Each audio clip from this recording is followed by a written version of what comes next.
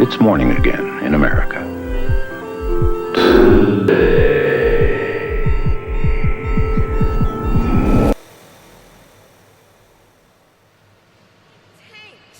Tanked the bipartisan deal because he thought it would help him win an election. Which goes to show. But all of America knows that the real blame for this nightmare lies with one person, crooked Joe Biden, as crooked as you can get. That's why the people of Pennsylvania are going to tell Crooked Joe, you're fired, get out, you're fired. Many policies and campaign promises today focus on blue-collar jobs, cultural issues, or geopolitical matters. While these topics are undoubtedly important and I resonate with some of them, they don't directly impact my life. I understand the concerns about jobs being taken away by illegal immigrants. And while I care about these issues to some extent, it's not my primary issue. My frustration lies far beyond our border. Growing up in a middle-class environment in suburban Virginia, I worked hard to earn a degree in computer science.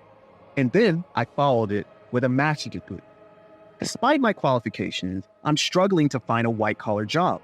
Ironically, it's not about the jobs being taken by those crossing the border. It's about the jobs being affected by those who never set foot in the country.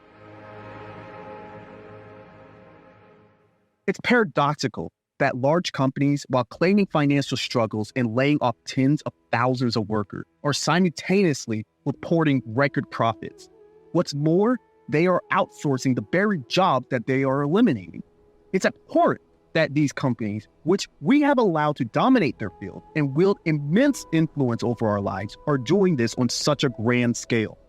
These so-called American companies are so opposed to hiring American workers, of course, unless they have doctorates from Stanford, Harvard, Yale, or MIT, that they have created an entire Silicon Valley alternative in countries like India.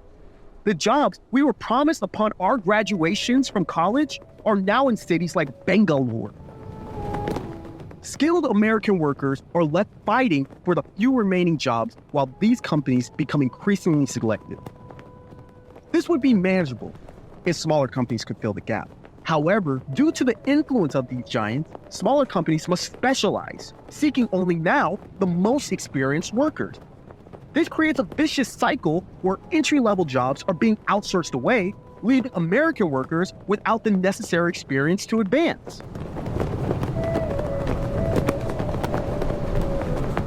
This hidden national crisis has been growing for years. The quality of products has declined, whether in tech, physical goods, entertainment, clothing, or design. We see more crashes, lower quality, less detail, and less soul in what we produce. So what is America to specialize in now?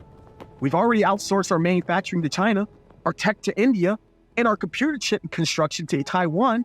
This trend shows no signs of stopping unless we take action. While outsourcing might seem like a quick win for boosting stock prices and dismissing those who don't excel in college, the long-term consequences are much more serious. This strategy doesn't just dishearten students who didn't measure up.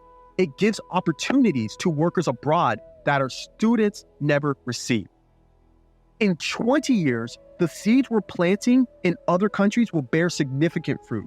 Young workers in India who are currently being trained and given valuable entry-level tech jobs will grow into mid-career professionals with a wealth of knowledge. These workers will eventually be inspired to start their own companies, using the skills and knowledge they gain from building 80% of our own products. It's only a matter of time before they realize that they can create and innovate on their own. And we've seen this happen before. YouTube seemed untouchable until TikTok, a Chinese company, emerged and took the world by storm. Now, one of the most popular social media platforms in our own country isn't even American. Outsourcing might provide short-term gains, but it also paves the way for our future competition. If this trend continues, many potential American tech entrepreneurs and specialized workers will vanish. Their career goals shifted and abandoned due to a lack of available jobs. We're watching as our next generation is outsourced away for short-term gains. But this issue isn't just theoretical. It's personal. I'm living proof of this dilemma. After graduating, I struggled to find a job in the US, so I went to Hong Kong to pursue my master's degree, hoping it would open more doors. I returned home, eager to find jobs close to family and friends, but still faced the same barriers. I was told that companies now wanted more than just degrees, but they wanted experience. So I went back to Hong Kong for an AI research job, where they were more eager to hire an American worker than the companies in my own country. Despite gaining valuable experience, I'm still struggling to find a job here. So what's my next step? Should I pursue a doctorate degree, draining my savings with no guarantee of success? Or should I return to Hong Kong, ironically leaving my country once again to seek a job that might finally impress American companies enough to hire me? Starting my own business is another option, but it's a huge risk with my limited savings. Without experience in running a business, the odds are stacked against me, and failure could ruin me financially. Should I take on a blue-collar job just to make ends meet, knowing I could leave a gap in my resume and make it even harder to find a job in my field? Or do I just give up entirely and switch careers, abandoning the field I spent years studying and working in? The reality is, I shouldn't have to make these choices, but the runaway power and influence of a few companies have left me and many others with no clear path forward. Many might blame the pandemic, inflation, interest rates, or AI for job loss. However, the real issue lies deeper. It's in our country's flawed recruitment and outsourcing policies. We need to set limits on the extent of outsourcing because what was originally meant to reduce costs and boost profits is now hollowing out our workforce. As more skilled workers are outsourced, we're not just losing workers, we're losing consumers. Soon, the only people who can afford the products these companies produce will be those in countries where the jobs have been sent. Our own middle class, burdened with student debt and lacking opportunities, will be left fighting over low-paying, blue-collar jobs. So maybe the issue of blue-collar jobs being taken away is more relevant to me and many others than I initially thought.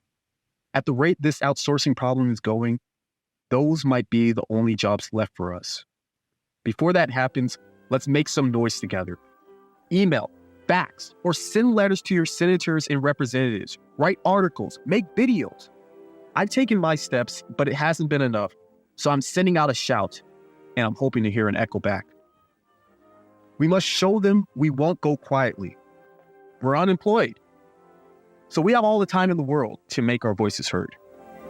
They can look forward with confidence to the future. It's morning again in America. And we want to return to where we were.